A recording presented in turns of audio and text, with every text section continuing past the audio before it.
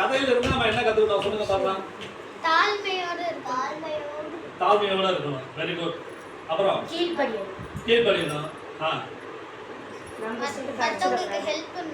மற்றவங்களுக்கு ஹெல்ப் பண்ணணும். இந்த கதையின்படி கரெக்டா சொல்லணும்.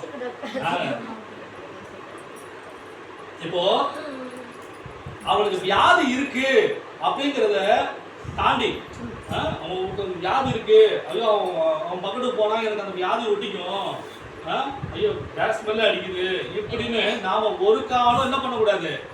ஏசப்பாவோட பிள்ளைகளாகிய நாம மற்ற வியாதிக்காரங்களை ஒதுக்கவே கூடாது.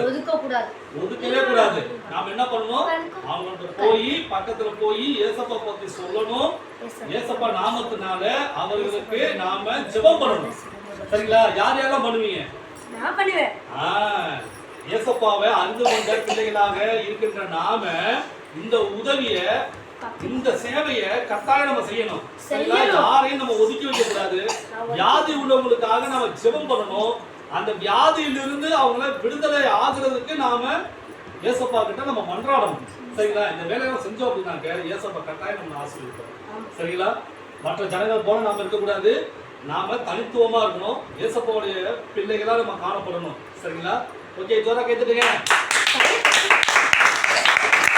கத்துக்கலாமா? என்ன வசனம் கத்துட்டோம்? ஆராய்ந்து முடியாத பெரிய காரியங்களையும் முடியாத அதிசயங்களையும் இயேசு செய்கிறார். யோபு 5:9 சொல்லுங்க. ஆராய்ந்து முடியாத பெரிய காரியங்களையும் ஆராய்ந்து முடியாத பெரிய காரியங்களையும் எண்ணி முடியாத அதிசயங்களையும் இயேசு செய்கிறார். யோபு 5:9 அப்படியே சொல்லுங்க. Ready 1 2 3 start. ஆராய்ந்து முடியாத பெரிய காரியங்களையும் எண்ணி